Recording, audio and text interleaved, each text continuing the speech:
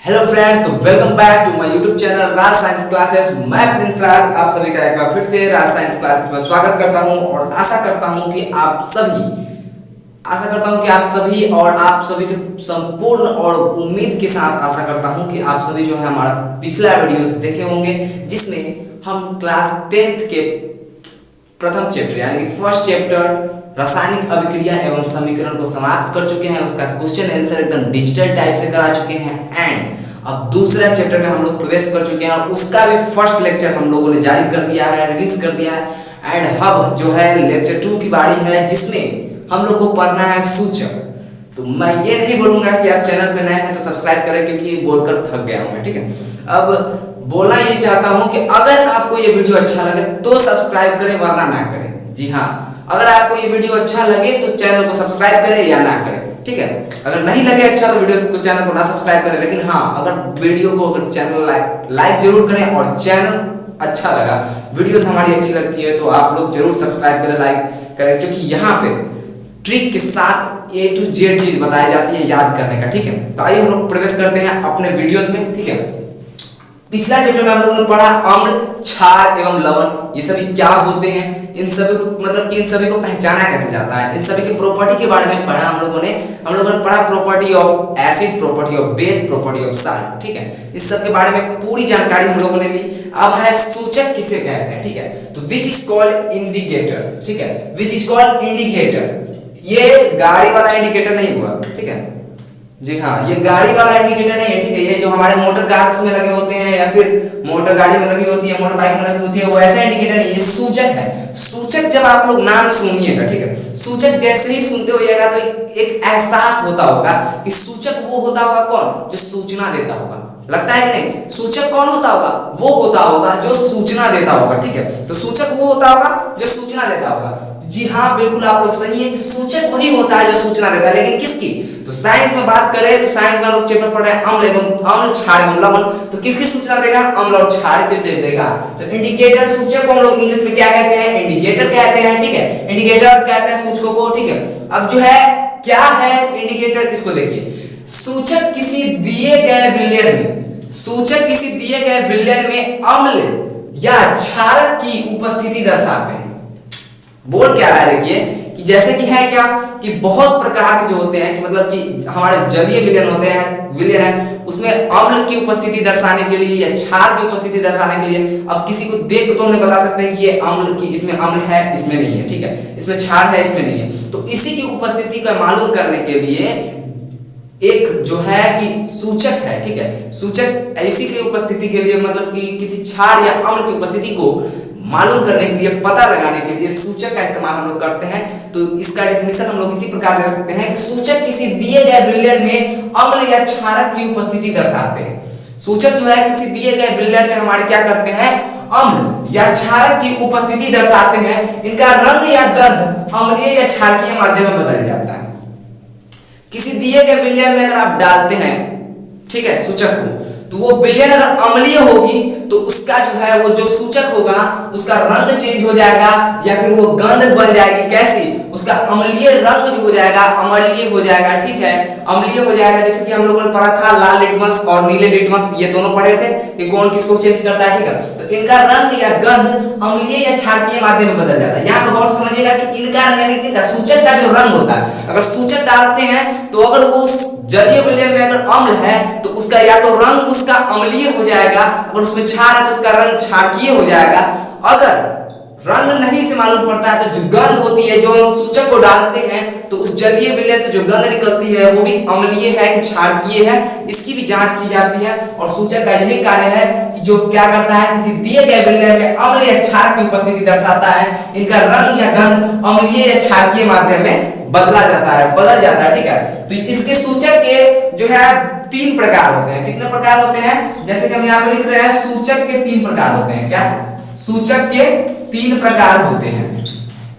ठीक है, सूचक के 3 प्रकार होते हैं और ये तीनों प्रकारों का जो है डिफिनीशन हम लोग को जानना क्या है कि मतलब उतना इंपॉर्टेंट नहीं है। ठीक है, सूचक जो है 3 प्रकार के होते हैं, सिर्फ नाम जानिए। एग्जाम में अगर पूछे भी जाते हैं तो यही से क्वेश्चंस रहते हैं, वरना इसके डिफिनीशन तो नहीं पूछे जाते हैं। ठीक है, पहला इसमें से हो गया प्राकृतिक सूचक। क्या है? प्राकृतिक सूचक। हाँ, पहला है इसमें से प्राकृतिक सूचक, दूसरा है कृत्रिम सूचक। दूसरा है क्या है? कृत्रिम सूचक। ठीक है। एंड तीसरा, पहला हो गया, दूसरा हो गया, एंड जो तीसरा हमारा जो है, ठीक है, वो तीसरा क्या है कि गंधीय सूचक है। ठीक, सॉरी मिस्टेक। प्राकृतिक सूचक हो गया, दूसरा कृत्रिम सूचक हो गया, एंड तीसरा जो हमारा है वो क्या है? तीसरा जो है वो गंधीय सूचक है। क्या है? गंधीय सूचक। ठीक है, गंधीय सूचक है। ठीक है, इस सब के बारे में ज्यादा जानकारी लेनी नहीं है। सूचक किसे कहते हैं अगर पूछता है तो एग्जाम में पूछता है, सूचक किसे कहते हैं, इसके कितने प्रकार है, नाम लिखिए, बस इतने से ज्यादा कुछ नहीं पूछता कि प्राकृतिक सूचक क्या है, कृत्रिम सूचक क्या है, गंधीय सूचक क्या है, ये नॉन इंपॉर्टेंट है। ठीक है, तो इसलिए आप लोग चाहे तो इसका स्क्रीनशॉट लीजिए, उसके बाद हम लोग बढ़ते हैं फिर आगे के अपने इस वीडियो में। ठीक है, तो आइए हम लोग देखते हैं फिर से वापस क्या कि हम लोग सूचक के बारे में जाने, सूचक के प्रकारों के बारे में समझे। ठीक है, अब हम लोग देखना है क्या कि अम्ल एवं क्षारों के रासायनिक गुणों के बारे में जानना है। अम्ल एवं भौतिक के रासायनिक गुण के बारे में जानना है कि अम्ल खट्टा होता है, क्षार कड़वा होता है, ये सब के बारे में जान के, ये सब लीला लिटमस पत्र को क्या करता है, लाल करता है, नीला करता है। ठीक है, तो ये सब जान चुके हम लोग। अब हम लोग को जानना है अम्ल एवं क्षारों के रासायनिक गुण को जानना है। क्या जानना है? अम्ल एवं क्षारों के क्या जानना है? रासायनिक गुण को जानना है। यहाँ पर देखिए, सबसे पहले रासायनिक गुण जानने के लिए अम्ल एवं क्षार की अभिक्रिया किससे कराएंगे? धातु से अभिक्रिया कराएंगे। तो लिखा क्या हुआ है? धातु की अभिक्रिया। किससे? तो धातु की जो अभिक्रिया है सबसे पहले अम्ल से कराएंगे। क्या है कि धातु की जो अभिक्रिया है सबसे पहले हम अम्ल से कराएंगे। तो देखिए क्या होता है, धातु की अभिक्रिया जब हम अम्ल से कराते हैं, ये हो गया हमारा धातु। ठीक है, ये धातु प्लस अम्ल, धातु प्लस अम्ल, तो ये चेंज होता है किसमें? लवण और हाइड्रोजन गैस में। लवण प्लस H2 गैस। जी हाँ, लवण प्लस H2। ठीक है, देख रहा होगा कि धातु की अभिक्रिया अगर हम अम्ल की अभिक्रिया अगर लवण से करा रहे हैं, ठीक है, धातु की जो अभिक्रिया है हमारा क्या चीज से करा रहे हैं? धातु की अभिक्रिया अगर हम करा रहे हैं किस चीज से?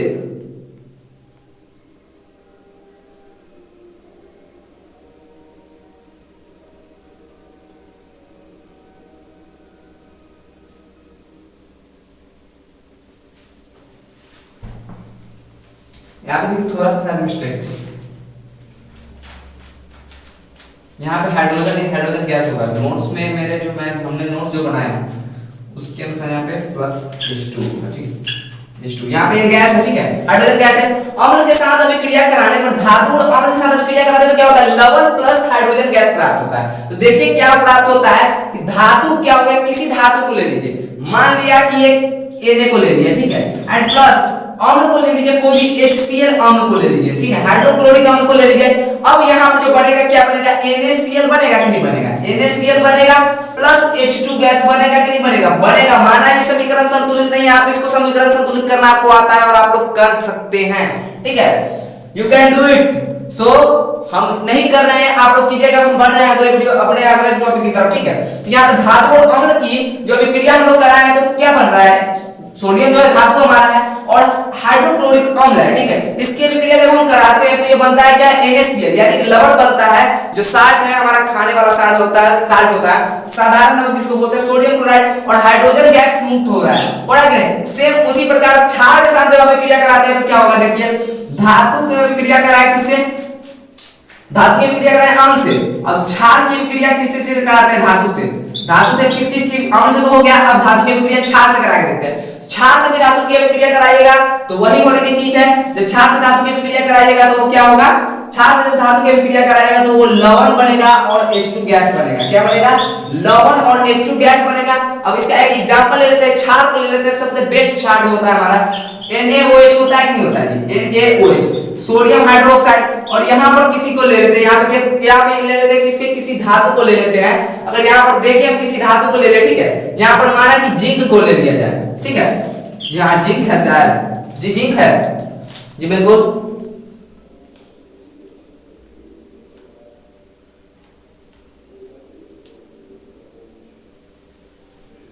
देखिए यहाँ पे क्या हुआ है कि क्षार और धातु, ठीक है, हाँ थोड़ा सा क्या है कि इसमें कोई दिक्कत नहीं है। ठीक है, कोई बोल रहे थे पिछले वीडियोस में, शायद बोल रहे थे कि सर मतलब कि इसको इस साइड लिखिए, इसको इस साइड लिखिए तो कोई प्रॉब्लम नहीं है। वही कमेंट अभी हम देख रहे थे, तो वही कमेंट जो है मतलब कि उसे कोई प्रॉब्लम नहीं है। ठीक है, क्षार को इस साइड में लिख सकते हैं, इस साइड में लिख सकते हैं, और धातु को इस साइड में लिख सकते हैं, ठीक है। तो क्षार धातु अगल बगल करने से कोई फर्क नहीं पड़ रहा है। तो NaOH और Zn को हम क्रिया जब कराते हैं तो हमारा बनता है Na2, ठीक है, Na2OZn2, ठीक है।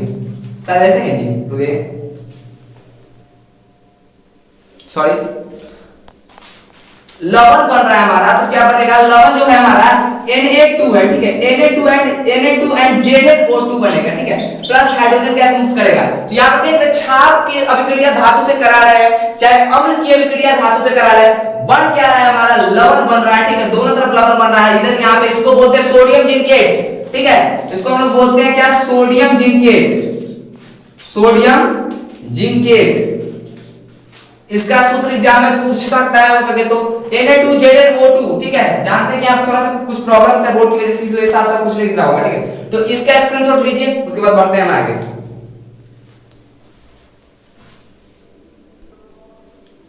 आइए देखते हैं क्या कि अब जो अम्ल एवं क्षारों के रासायनिक गुण में हम लोग पहला देखें कि धातु के साथ अभिक्रिया करा है किसका, अम्ल एवं क्षार का, दोनों की अभिक्रिया करा है, दोनों में लवण और हाइड्रोजन गैस मुक्त हो रहा था, ठीक है, लवण प्राप्त हो रहा था और हाइड्रोजन गैस मुक्त हो रहा था, ठीक है। अब यहाँ पर जो है दूसरा, अगर किसी के मन में है कि वो अभिक्रिया कराया और रासायनिक गुण कैसे हो गया, तो अगर एग्जाम में पूछे, अगर बाय चांस बोर्ड के व्यू से वो VVI टॉपिक्स था, ठीक है, अगर एग्जाम में पूछे कि अम्ल का रासायनिक गुण बताएं या फिर क्षार का रासायनिक गुण बताएं, तो आप उसको बता सकते हैं कि अम्ल की रासायनिक गुण निम्नलिखित है और क्षार का रासायनिक गुण निम्नलिखित है। उसको बोल सकते हैं कि जब अम्ल की अभिक्रिया धातु से कराई जाती है तो हमारी लवण और हाइड्रोजन गैस प्राप्त होती है, चाहे क्षार की जब अभिक्रिया कराई जाती है धातु से तो उसकी जगह पर जो हमारी प्रतिफल प्राप्त होते हैं वो क्या प्राप्त होते हैं, लवण और हाइड्रोजन गैस प्राप्त होते हैं, ठीक है। तो ये रासायनिक गुण गया। अब दूसरा रासायनिक गुण है धातु कार्बोनेट, ठीक है, धातु कार्बोनेट के साथ अभिक्रिया।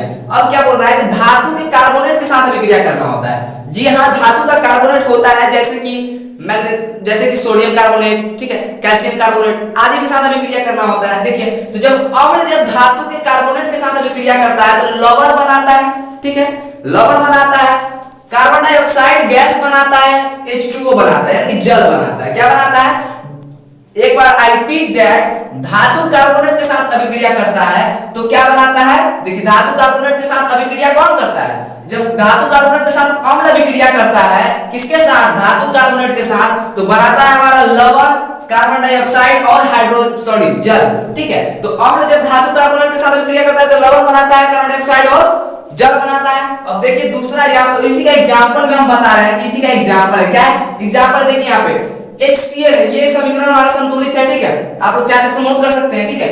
लेकिन ये अम्ल जो है हमारा, किसी अम्ल को ले लेते हैं, तो यहाँ पे क्या लिए, हाइड्रोक्लोरिक अम्ल को लिए, हाइड्रोक्लोरिक अम्ल, हाइड्रोजन क्लोराइड इसको बोलते हैं, इसका जो है रासायनिक नाम जो हो जाएगा वो हाइड्रोजन क्लोराइड हो जाएगा। तो ये एक अम्ल है जिसको हाइड्रोक्लोरिक अम्ल बोलते हैं।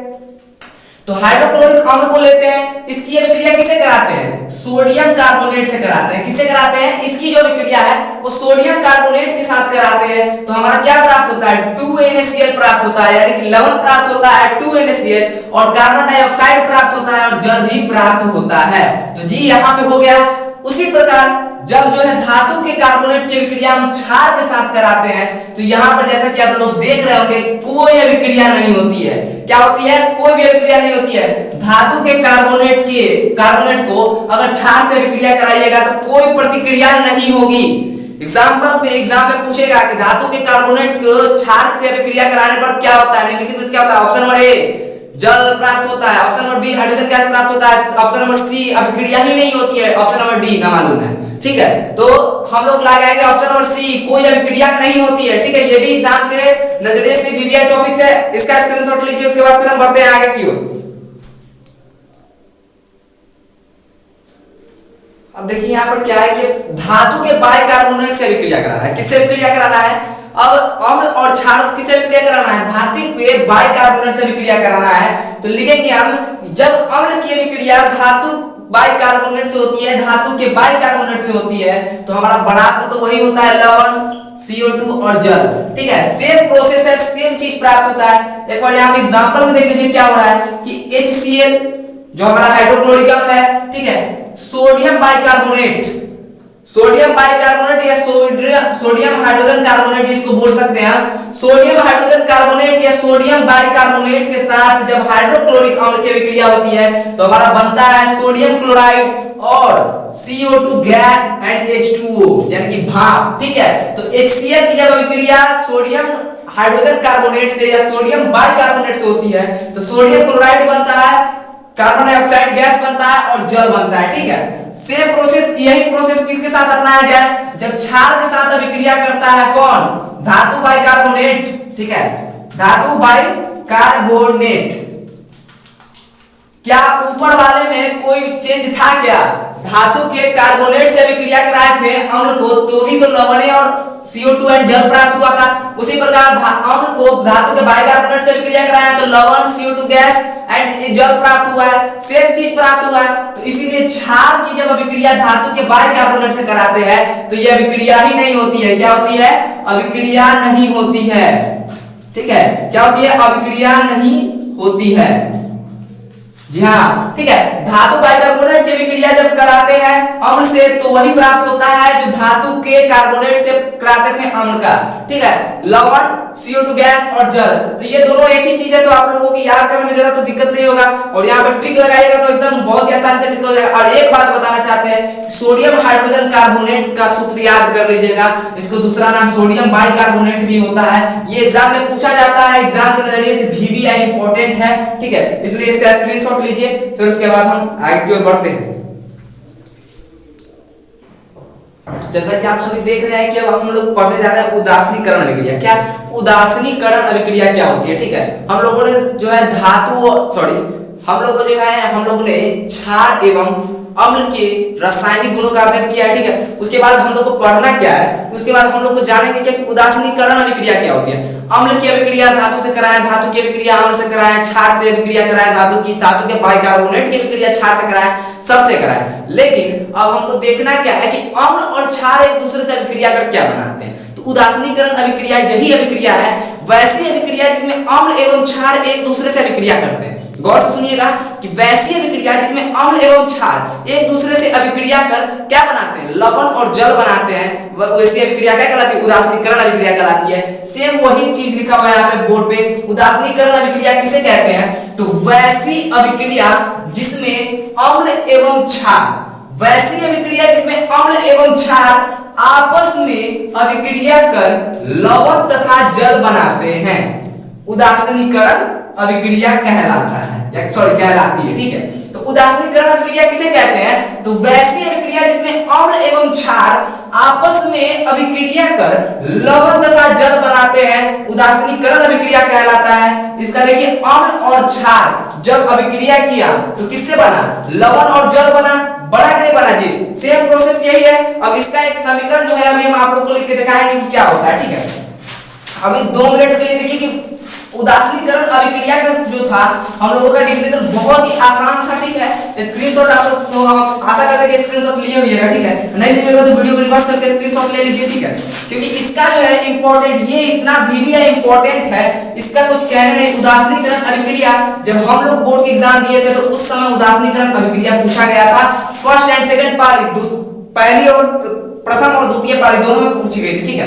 तो हम लोगों ने क्या रहेगा, उदासीनीकरण अभिक्रिया वैसी रासायनिक अभिक्रिया है जिसमें अम्ल एवं क्षार एक दूसरे से आपस में ही अभिक्रिया कर क्या बनाते हैं, लवण और जल बनाते हैं। तो देखिए क्या होता है, एक अम्ल को लेते हैं, ठीक है, एक क्षार को लेते हैं, ये क्या है हमारा, ये अम्ल है, ये क्षार है, ठीक है। अब इस दोनों की अभिक्रिया कराते तो क्या बनेगा, देखिए यहाँ पे गौर से देखिए, Na इसमें से निकलेगा, Cl इसमें से निकलेगा, क्या बना, NaCl बन गया, प्लस OH इसमें से निकला, एक H इसमें से निकला था, एक H 2H, तो इसको हम लिख सकते हैं H2O, ये वाला O आके नॉर्मल से बैठा दी। देखिए यहाँ पे HCl की अभिक्रिया NOH से कराए हैं, हाइड्रोजन क्लोराइड की अभिक्रिया सोडियम हाइड्रोक्साइड से कराए हैं, तो सोडियम क्लोराइड और जल प्राप्त हुआ है हमको, ठीक है। तो यही उदासीनीकरण अभिक्रिया की जो है क्या है, समीकरण है। उदासीनीकरण अभिक्रिया इसमें दिख रही है साथ साथ कि अम्ल की अभिक्रिया क्षार से कराने पर लवण और जल प्राप्त हो रहा है, ठीक है। तो ये इतना तो मालूम है कि अम्ल की अभिक्रिया क्षार से कराते हैं, ठीक है। लेकिन अम्ल भी तो 2 प्रकार के होते हैं ना जी, प्रबल अम्ल, दुर्बल अम्ल। क्षार भी 2 प्रकार के होते हैं, प्रबल क्षार और दुर्बल क्षार। तो देखिए यहां से गौर से, जब ये जब ये अम्ल हमारा प्रबल हो, ये जब अम्ल हमारा प्रबल हो और ये जब क्षार हमारा दुर्बल हो, क्या हो, क्षार जब हमारा क्या हो, दुर्बल हो, ठीक है, दुर्बल हो। यहाँ पर कोई मिस्टेक हो जाएगा तो माफी कीजिएगा कि बहुत ही गुलगुले में बना रहे, बहुत ही मतलब कि बहुत ज्यादा जल्दी बना रहे हैं, ठीक, वीडियो आप लोगों का लॉन्ग ना हो, ठीक है। HCl की अभिक्रिया इन्होंने से कहा है, सोडियम क्लोराइड बना है और जल बना है, ये उदासीनीकरण की अभिक्रिया थी। ये क्या था, हमारा अम्ल था, ये क्या था, हमारा क्षार था, ये क्या था, हमारा लवण था, ठीक है, ये तीनों था। अब ये अम्ल जब प्रबल अम्ल होगी, जब ये अम्ल प्रबल अम्ल होगी और जब ये क्षार दुर्बल क्षार होगी, तो जो हमारा लवण बनेगा वो कैसा बनेगा, अम्लीय लवण बनेगा। अम्लीय लवण क्यों बनेगा, आप लोग भली बात समझते हैं। एक देहात में जो है, हम लोगों के गांव में एक कहावत होता है कि जिसकी लाठी उसकी भैंस, यानी कि जिसके पास ताकत है वही शहंशाह है, ठीक है, बाकी सब क्या है, धूल है, ठीक है। तो वही कारण यहाँ पे है, लेकिन ऐसा होता नहीं। हमारे समाज में बहुत रिस्पेक्टेड मतलब क्या है, बहुत हमारे समाज में जो है बहुत ही रिस्पेक्टफुल है, जो हमारे जिनको हम लोग इज्जत देने के काबिल है, वो इज्जत लेने के काबिल है, ठीक है। हम लोग उनकी इज्जत मतलब क्या है, हम लोग कभी वो महसूस नहीं होने दिए, ठीक है। उसी कारण है, ऐसा नहीं कि सबका समाज में मतलब कि जो है, ऐसा कुछ भी नहीं है कि किसी का समाज में थोड़ा नाम है थोड़ा नहीं है, तो इसका मतलब ये है कि मतलब वो ऐसा टाइप का, ठीक है। हम लोगों का गांव है, ठीक है, हम लोगों के जो है गांव एक बहुत ही बेहतरीन गांव है। यहाँ पे सभी एक दूसरे से क्या होते हैं कि भारत एक ऐसा देश ही है कि यहाँ पर सभी जो है भाई हैं, जो हमारे भाई बंधु है, ठीक है, वो सभी आपस में मिलकर काम करते हैं, ठीक है। किसी की मदद कोई करता है, ठीक है, अगर किसी की मदद की आवश्यकता हो तो हमारे भले ही कुछ लोग ना करते हों, लेकिन इसके लिए हम पूरी भारत के लोगों को तो हम नहीं बोलेंगे, पूरी दुनिया के लोगों को तो नहीं बोलेंगे, और बहुत ही इंस्पायर्ड होते हैं मोटिवेशनल वीडियोस देखकर। और यूट्यूब पर भी बहुत सारे वीडियोस आते हैं जिससे हमको मालूम पड़ता है क्या कि बहुत सारी मदद की गई है, ठीक है। जैसे हमारे एक है चैनल यूट्यूब पे, मैं उनका नाम लेना चाहूंगा कि मैथ मस्ती वाले जो सर है हमारे, मैथ मस्ती, जी हाँ, मैथ्स मस्ती वाले जो सर है हमारे जो है, वो अपने गांव में अपने YouTube की जो है, अपने YouTube के इनकम से अपने गांव में स्ट्रीट लाइट्स लगवाए हैं, ठीक है, और बहुत सारी मददें की हैं उन लोगों ने, तो मैं उनका दिल से आभार प्रकट करना चाहता हूँ, ठीक है। तो आप लोग भी कीजिए उससे मदद, ठीक है, और हम लोग भी करेंगे, ठीक है। तो यहाँ पे देखिए, अम्ल जब क्षार है, आते हैं हम अपने टॉपिक पे, अम्ल है और क्षार है। जब अम्ल प्रबल हो क्षार दुर्बल हो, तो जिसकी लाठी उसकी भैंस वाला ट्रिक अपनाना। जिसकी लाठी यानी कि जेकरा पास ताकत ओकर ताकत, तो जब अम्ल प्रबल है और क्षार दुर्बल है, तो जो लवण बनाएगा ये क्षार बनाएगा, कि क्षार की लवण बनाने देगा, मारेगा एक थप्पड़ देगा भाग ले, तो हम अपना वाला बनाएंगे, तो प्रबल अम्ल जो है अम्लीय लवण बना देगा। उसी की जगह पर अगर दुर्बल अम्ल हो, उसी की जगह पर क्या हो, दुर्बल अम्ल हो और क्या हो, दुर्बल अम्ल हो और प्रबल क्षार हो, तो क्या फिर से इस वही ट्रिक अपनाइएगा, क्या, जिसकी लाठी उसकी भैंस। तो इस बार किसका क्या, इस बार अम्लीय लवण बनेगा, क्या, इस बार अम्लीय लवण बनेगा, क्योंकि ये जो क्षार है हमारा प्रबल क्षार है, वो अम्लीय लवण को कहेगा, जब जाएगा उससे बनाने कि हम अम्लीय लवण बनाएंगे, दो थप्पड़ मारेगा उन्हें उल्टा देगा, कहेगा हट तू बनाएगा, हमारा पास ताकत है तो हम बनाएंगे तू बनाएगा। तो ये क्या बनाएगा, ये क्षारकीय बना लेगा, ठीक है, ये क्षारकीय लवण बना लेगा। उसी प्रकार जब है प्रबल और प्रबल अम्ल होंगे, क्या होंगे, कुछ छूट रहा है क्या,